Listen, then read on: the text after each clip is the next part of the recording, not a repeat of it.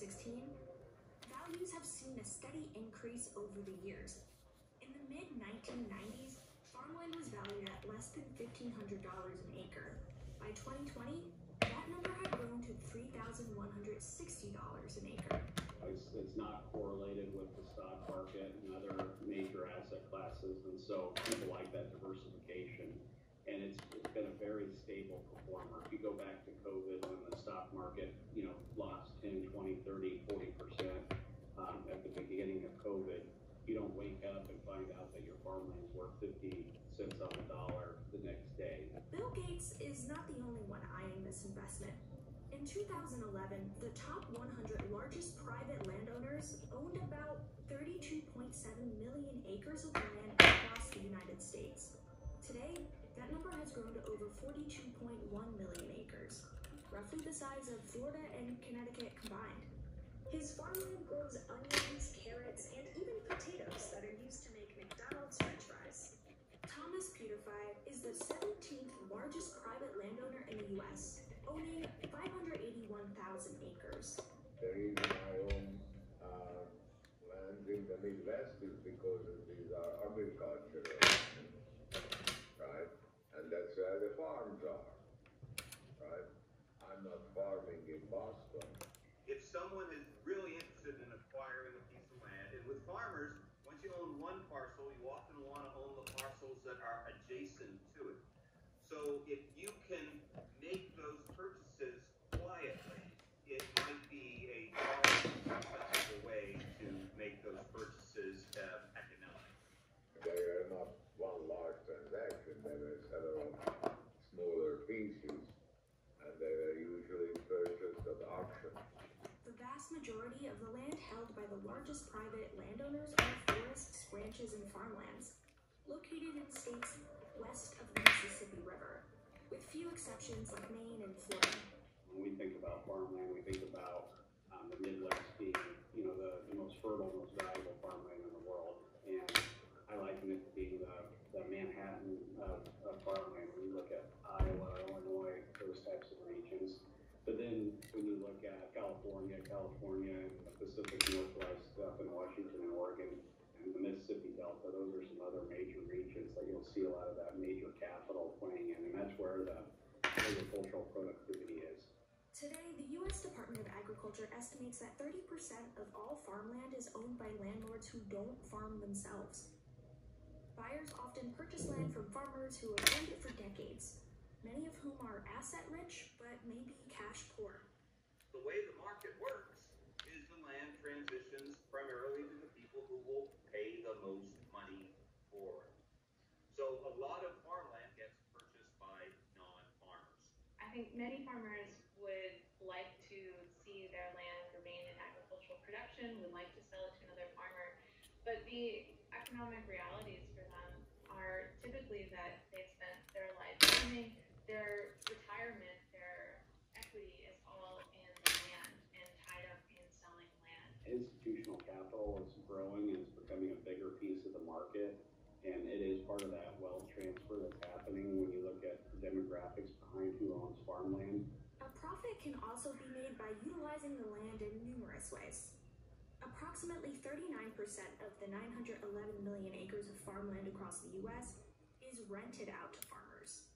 And 80% of that rented farmland is owned by landlords who don't farm themselves. For a lot of non-farmers who purchase property, they may then hire somebody to farm the property for them. They may lease the property to be farmed by others. And leasing is actually often a very good strategy for farmers if it's a well-structured lease. What we're seeing right now on Midwest cropland cap rate close to 2.5 right now.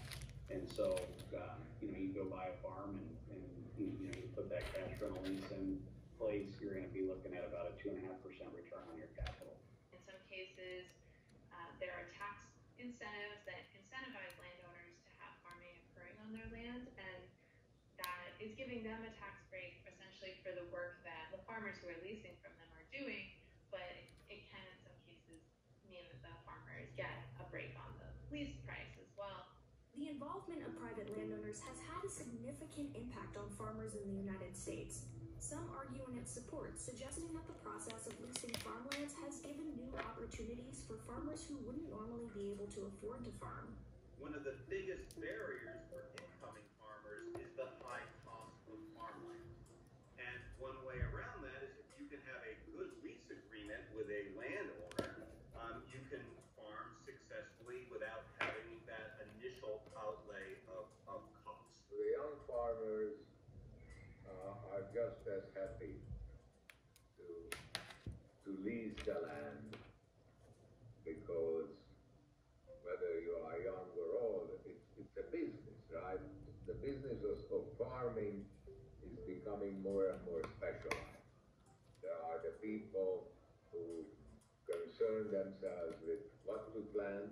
There are the people who do the planting, who own the machines and work the machines. And then there are the people that market the produce. So in efficient farming, it's not one person that's doing the whole thing. Those who are against the idea worry that new farmers can't compete with the likes of Bill Gates when it comes to acquiring land. People are swooping in that don't even live in this community and land grabbing. They can live in California and be able to purchase property here in our city just like that. But somebody that lives here, that works here, that cuts the grass next door because that lot hasn't been cut in a year, that picks up the trash on the street, they attempt to purchase property and they have to go through hoops and hoops and hoops. With increasing competition on land and increasing values of land, it really puts farmers in a challenging position because they are not competing against individuals with the same income as them. I pursued the purchase of a 10-acre farm here in urban Louisville a year ago this month, and the owners asked for $1.75 million, right, for the property. In urban Louisville, Kentucky, $1.75 million, right, for 10 acres. I couldn't afford that, but a developer swoops right in and is able to take that offer, that opportunity right out from underneath because they could. And while leasing might sound like a good idea on paper, it often puts farmers in a tricky spot. The problem with leasing is that it really doesn't give the farmers the long-term security that they need to invest in their business. If someone is saying, well, we're going to sell the land now, you have the option to stay or you could leave, that can put farmers in a really tricky spot. In some areas, the engagement of private landowners has also led to soaring housing prices and cost of living. When you look at these rural communities, there's definitely winners and losers in terms of various parts of the country. When you get into the Mississippi Delta, for instance, where they've lost a lot of the tobacco industry or the cotton industry has evolved through the years, you've seen some of these towns really struggle and they've lost their industry, and that's created a lot of poverty in some areas of agriculture.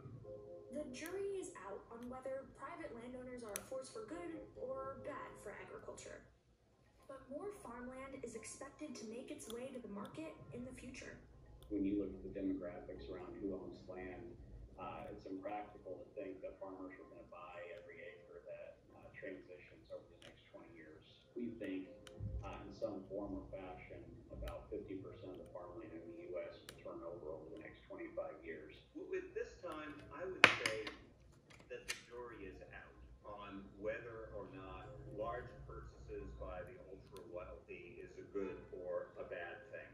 But I honestly do believe that having large land owners with the ability to look long term at the land and do what's right by the land, and maybe be in a position to, say, lease the land to incoming farmers at affordable rates, that could all be positive. And so I'm hopeful it can be that.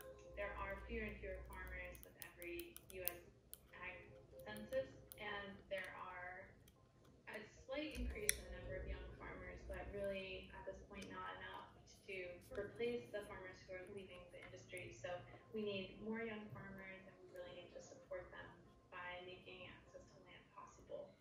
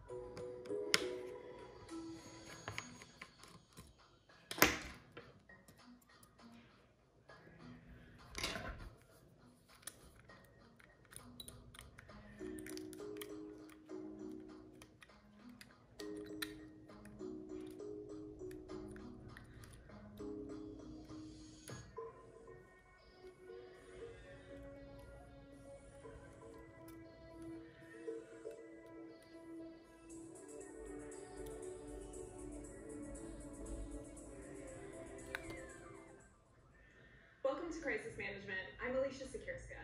On today's episode, the highly contagious Delta variant is changing the game in the fight against COVID-19. We'll discuss what it could mean for governments as we go into the fall. And speaking of Delta, Delta Airlines is introducing a new policy that is going to see costs offloaded onto unvaccinated workers. Plus, the list of companies that are mandating vaccines for a return to the workplace is growing in Canada. We'll dig into what that means in the fight against COVID-19. Now, to get through all this, I am joined by Sean Spear. Sean is a fellow in residence at the Public Policy Forum. He previously served as Senior Economic Advisor to Prime Minister Stephen Harper, and he's here to help us dig through the policy issues brought forward by COVID-19. Sean, welcome back to the show. Thanks for having me, Alicia. So let's kick things off with an update on the fight against COVID-19. This week, the province of BC reintroduced its mask mandate, meaning that people will have to once again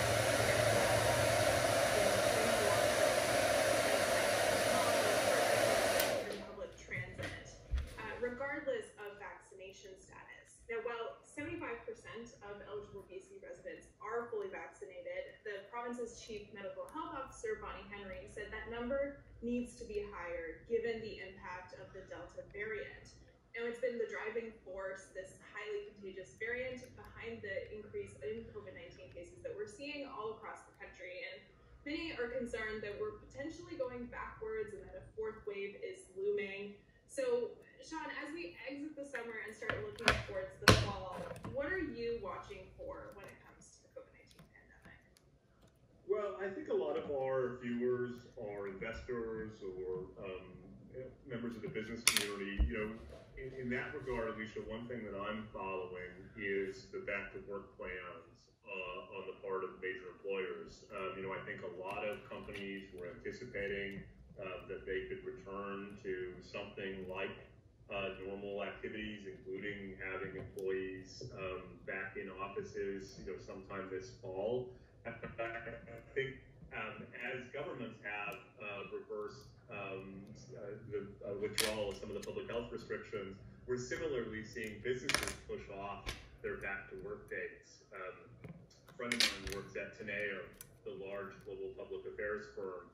They've been tracking back to work plans for major employers, not just in Canada, but around the world. And it sounds like increasingly companies are now thinking January 2022 will be when back to work plans can be kind of fully operationalized. So that's a long way of saying just as important as governments are when it comes to some of these different public health restrictions. I think we're increasingly hearing and seeing businesses in the business community similarly kind of pump the brakes on getting back to normal. So that's, I think, a sign for the Canadian public more generally that plans that we'd be beyond the pandemic come this fall may have been premature. There was actually a survey released earlier this month, a Leger poll that found fewer Canadians think that the worst of the pandemic is behind us, that essentially people are growing more and more concerned about a potential fourth wave. And I actually worked on a story this week about an ADP Canada survey about that return to work, and 60% of those surveyed, the businesses had communicated some kind of plan, but that still leaves 40% of employers not knowing, or employees not knowing when exactly they'll go back to work and what that would potentially look like. So I think you're right in that September was supposed to be this big time for a return to work, but the Delta variant has definitely thrown that those plans perhaps off course. When it comes to BC reintroducing the mask mandate, do you think there's much appetite among the public to go back into lockdown, to see these kind of rules being put back into place once again, particularly after, with vaccine rates going up? How do governments begin to manage this, and what options do they have? That's a great question. I think one kind of social tension or social division that we're going to see more and more of in Canada is between those who are vaccinated and those who are unvaccinated. I mean, let's be kind of blunt here. The reason that we're contemplating the reintroduction of some of these public health restrictions is because we haven't gotten to where we need to be on vaccines. You mentioned BC's at 75%. I've seen data that says nationwide we're closer to about 2/3 of Canadians that have been vaccinated. So for all of the attention paid to the lack of progress on vaccines in the US, the truth is we seem to be having some issues in Canada. We were averaging about 500,000 vaccinations per week. It sounds like that's down to something like 100,000 in recent weeks. So I think, if we see a wave of reintroduction of public health restrictions, Alicia, I think you're going to see the emergence of real tensions in Canada between those who are vaccinated, who have followed the rules and done what public officials have asked of us, and those who haven't, and in so doing, are imposing real costs and real burdens on the 2/3 or more who've been vaccinated. So that's something I think policymakers are going to have to grapple with. I think it could become quite an unhealthy tension, and one that strikes me as sort of unsustainable in a way, and that's why I think we'll see kind of increasing steps on the part of policymakers. They've been using carrots mostly to try to encourage unvaccinated Canadians to get vaccinated. I think we're going to increasingly see the use of sticks in the form of vaccine mandates, and even growing support for vaccine. I mentioned vaccine passports. Even growing support for vaccine mandates if the situation doesn't change. Well, I think actually an example of this stick is this next story. Delta Airlines announced this week that it will soon start charging employees $200 a month if they are unvaccinated. CEO Ed Bastian said in a note to employees that those that are unvaccinated and on the airline's healthcare plan will be charged an additional $200 a month. And that's because the hospital stays for employees who have had COVID-19 cost the company a lot of money. They said that it's approximately $50,000 a person. So here's what Bastian said in a memo to employees. The surcharge will be necessary to address the financial risk the decision to not vaccinate is creating for our company. In recent weeks, since the rise of the Delta variant, all Delta employees have been hospitalized with COVID, were not fully vaccinated. So it's interesting that Delta is choosing here to offload the costs, increased costs that they're facing through their health and insurance plans, onto unvaccinated workers. Sean, what do you make of this approach? Well, a couple of things. I mean, this is a function of the American system of healthcare, of course, where so many Americans are insured through their employer. But the same principle applies in Canada, of course. The healthcare system collectively will bear the cost of the choices that the unvaccinated have made. And I think that will contribute to this tension and division that I mentioned earlier. Just one other aspect of what could become, I think, quite how would I put it, quite a tense divide across our country, even within some companies in this case, but households and families as well. I think a lot of us have put up with all of these public health restrictions and so on. But if we're in effect held captive by the 1/3 that hasn't gone out and gotten themselves vaccinated, in spite of the fact that we now have sufficient supply for everyone to be vaccinated, I just think it becomes kind of unsustainable from a political and social, and in this case, corporate point of view. Mm-hmm. And I mean, you're definitely right in that the situation between the two healthcare systems is very different. But do you think this is something, similar approaches that we could potentially see that with companies in Canada offloading those costs onto potentially unvaccinated workers? Is that something you think companies may be considering in some form? Yeah, well, I think, speaking in general terms, I think we're going to have to increasingly have different rules for people who are vaccinated and different rules for people who are unvaccinated. That would involve, one's ability to participate in the economy and society. And it may, at the kind of corporate level, and we're increasingly see this, mean that those who choose to be unvaccinated, could find themselves either not being able to work in the office or even faced with job insecurity as a result. You know, the choice not to be vaccinated has kind of collective effects, and I think what we're seeing in this case with Delta is trying to ensure that they also have individual effects, that the choices that these people are making need to be internalized, not just internalized by them, as opposed to externalized to the rest of us. And I think that's important. It's the only way at this stage, after months of using caring, it seems to me, that we're going to get to this kind of durable, persistent share of the population, not just in the United States. I mean, I think this is the crucial point. As you mentioned, we still have something around 25% to 1/3 of Canadians that haven't got vaccinated. You know, that's going to stop us from opening up our economy and society and getting back to normal unless governments and increasingly businesses are prepared to take steps like this. So let's talk about one of those steps that's being taken. I'm glad you brought this up. But before the federal election was called, the Liberals announced they would be making COVID-19 vaccines mandatory for those working in federally regulated industries. And since then, many companies have actually announced that they will require employees be fully vaccinated before returning to the office. Canada's big 5 banks have all mandated vaccines for employees, although what happens to those who remain unvaccinated at each bank is a bit unclear. BMO and TD have said there will be additional measures for unvaccinated employees, including weekly testing, mandatory masking, and a learning course about the benefits of vaccination. Yesterday, Rogers was also part of it, and then Air Canada said it would require all employees be fully vaccinated, and that those who are not vaccinated will face termination or be sent on unpaid leave. So, Sean, it seems like many Canada's biggest companies are on board with vaccine mandates. What do you think this shows about the impact of that mix between a government mandate and then companies moving forward with their own vaccine policy?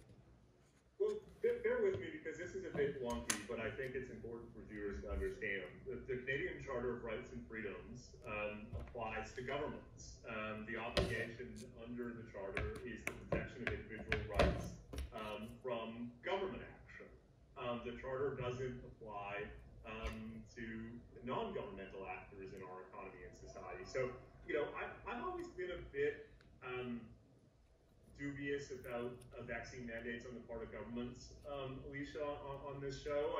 I think, you know, not only does it make me just somewhat kind of apprehensive intellectually, I think there are the real potential that they wouldn't stand up to judicial scrutiny, that charter protections, for instance, for religious liberty could be contravened in the event of a government vaccine mandate. That doesn't apply to businesses. So in some ways, I think, you know, what these corporate mandates represent is a kind of workaround the charter, where you know, if a sufficient number of companies impose mandates like this, we will have, for all intents and purposes, vaccine mandates in our country that are, you know, basically charter compliant, that aren't coming down from governments, but are capturing a kind of sufficient number of Canadians that it's, for all intents and purposes, opposing a vaccine mandate nationally. And I don't think that's such a bad idea. For some reason, at that kind of intellectual level I mentioned earlier, I don't have the same misgivings or apprehensions, because, of course, at least in theory, people can leave these employers if they, you know, if it's a matter of principle for them, which is not the case when it comes down from the government. So I guess just it's a long way of saying I think these are useful steps, and I think your instinct is right. We're going to see more and more of them, given that it's more unlikely to see government vaccine mandates, at least in the foreseeable future. Do you think these companies would have made these decisions without the government issuing its kind of mandate for federally regulated industries? You know, big banks are obviously fall into that category, so does Air Canada and Rogers as well as a telecom. Do you think they would have done it themselves, or has this helped push them in that direction that perhaps they were going to get to anyways? It's a great question. You know, my instinct, for what it's worth, is that is that we probably would have seen them anyways. And it comes back to something I said earlier. It's just sort of unsustainable for 1/4 or 1/3 of the population to, in effect, hold 65% or even higher captive. And think about that in a workplace. If the people around you are unvaccinated and threaten your health, I just think that would have been unsustainable to permit that within these companies. So I think it's possible, no doubt, that the government's announcement may have accelerated these decisions, but I think you would have, from a kind of risk management perspective, seen companies make these types of announcements to give protection and support to vaccinated workers within their workforce, to give them the confidence that they need to come back to work. Yes, and it does seem like businesses are the ones that are kind of leading the way here. Does that surprise you, or is that kind of the way we need to go here? Well, I mentioned earlier that there's this kind of particularity around the application of the charter, so that explains part of the reason we've seen businesses move in ways that governments haven't. But I also just think, especially for large employers, particularly ones that are unionized, it just seems sort of unsustainable to enable or permit within their workforces unvaccinated workers to put vaccinated workers at risk. And you know better than anyone, if there's one thing that is common across Canada's business community, it's kind of an inherent conservatism and aversion to risk. And so for that reason, I think it was sort of inevitable that we were going to see something like this, particularly from the federally regulated industries, which tend to be the most conservative of Canada's business community. Oh, most definitely. And sticking with our final kind of vaccine-related topic, this is something we've also talked about. Some provinces, as we've mentioned, like Ontario, Alberta, and Saskatchewan, have chosen not to issue proof of vaccination systems in the way that Quebec is going to as of September 1st, which has led to some businesses taking matters into their own hands. To make things easier for those businesses, the Ontario Chamber of Commerce has actually issued a proof of vaccination framework to help these companies that are adopting their own systems in the absence of a provincial one. Chamber of Commerce CEO Rocco Rossi said a number of businesses, organizations, associations, unions, and post-secondary institutions have already implemented their own proof of vaccination systems. And so the framework is meant to help those groups implement their own programs with confidence and making sure it pays attention and touches on things like privacy in an adequate way. So Sean, given that groups are having to step in and provide this kind of framework, are there risks here for the provinces not going forward with their own proof of vaccination systems? That's a great question, Alicia. I'm not sure I would frame it as a risk necessarily. Let me start by saying I think it's stupid that these provinces are resisting the implementation of vaccine passports. I mentioned earlier that I have some kind of intellectual apprehensions to mandates. I don't have any of those apprehensions with respect to passports. I think they're just a sensible policy to help businesses, post-secondary institutions, other institutions in our society be able to distinguish between vaccinated workers, unvaccinated workers, vaccinated customers and unvaccinated customers, students, and so on and so forth. And I think that would be crucial for our economy and society to function as long as we have this kind of persistent, durable share that for various reasons is going unvaccinated. So, my bet, if I had to place a bet, is that we'll ultimately see those recalcitrant provinces move ahead with passports, especially once they're adopted in Quebec and Manitoba and elsewhere, and we see that how effective they are at addressing this challenge that we've been discussing today between vaccinated and unvaccinated Canadians.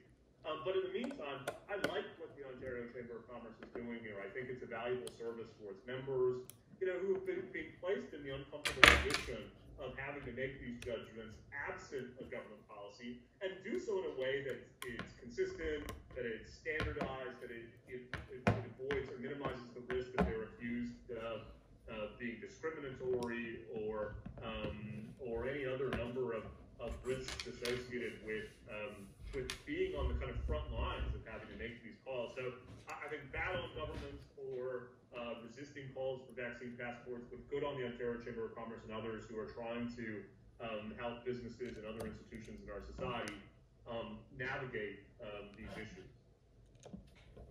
Yeah, and to take things back to where we started the conversation about the Delta variant, I think we'll see how governments decide to respond, especially if we start seeing a spike in cases and if there are questions about lockdowns, how particularly the provinces that don't have these proof of vaccination systems in place, how they decide to respond in light of that. But Sean, I want to take things back to our conversation about the banks. This week we saw Canada's big banks release earnings that featured some hefty profits, kind of as per usual. At the same time, Liberal Party leader Justin Trudeau pledged to hike corporate taxes on Canada's big banks and insurance companies. The tax rate would increase 3 percentage points, so from 15% to 18%, and it would only apply to companies making profits of more than $1 billion. Now, Trudeau also announced plans to start something called a Canada Recovery Dividend to help achieve the party's housing plan. Here's what Trudeau had to say about the proposal. Because you sacrificed, because you saved, big banks got a windfall. So as we rebuild, we're going to ask big financial institutions to pay a little back, to pay a little more, so that we can do more for you. And in particular, so that we can help you own your home, and so own your future. Now, it's a bit unclear how the Canada Recovery Dividend part of this plan will work, but we've already seen reaction from the banking sector. A group representing the banking industry responded saying the policy would be detrimental to shareholders and that Canadian banks are already among the largest taxpayers in Canada. Jean, looking at this as a policy tool, what do you make of it? Is this an effective way for the Liberals to achieve that goal when it comes to the pandemic recovery?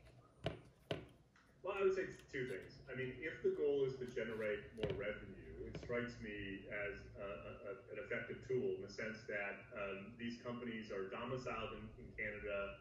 You know, they are not generally kind of globalized companies. There's not a risk of capital flight as there may be in other sectors. So, you know, if you're looking to generate revenue, introducing a tax or a surtax on financial institutions will probably generate the revenue that the government wants, which you couldn't say necessarily in other parts of the economy where businesses might respond by shifting profits overseas or actually moving operations. So that's one way to answer your question.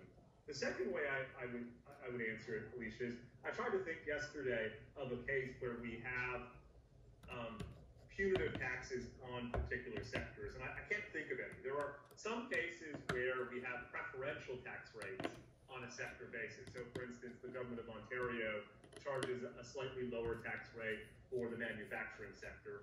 We also, of course, have preferential tax rates in Canada for small businesses. But I can't think of another case where we impose a higher tax rate than the general corporate tax rate on particular sectors or particular companies.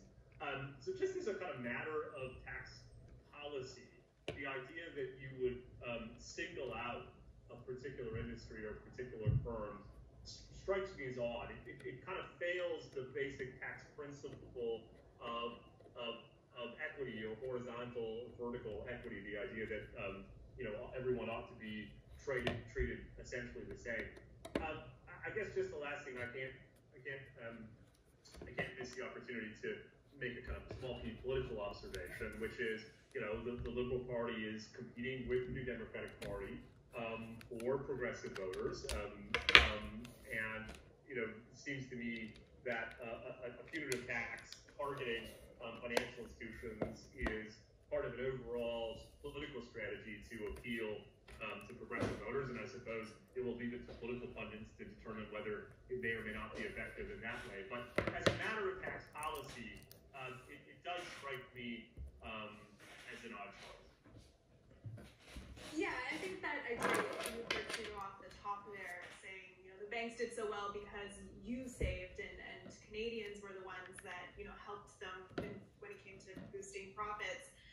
And so this is kind of, it seems like the argument is sharing the wealth, given that they did so well through the pandemic. Do you think that's a fair way to approach this recovery and I guess dealing with how they did through the pandemic? I mean, I suppose I understand the kind of conceptual argument, and I should emphasize, defending big banks is never an easy task. But it just strikes me as odd. You know, there are other sectors, other businesses that have performed extraordinarily well over the course of the pandemic, and they're not being subject to these surtaxes. The other thing, of course, is that the banks in particular have played a pretty crucial role in carrying out some of the government's emergency pandemic policies, including, for instance, the infusion of cash into small businesses. So, you know, the idea that the big banks were not a kind of overall partner in the pandemic response is, again, just strikes me as odd. But, you know, we're in an election campaign, and it's not uncommon for odd things to come up, and this just happens to be one of them. Mm-hmm. Yeah, actually, the banks were the ones that were running one of the marquee loan programs for businesses, the Canada Business Account. That was all done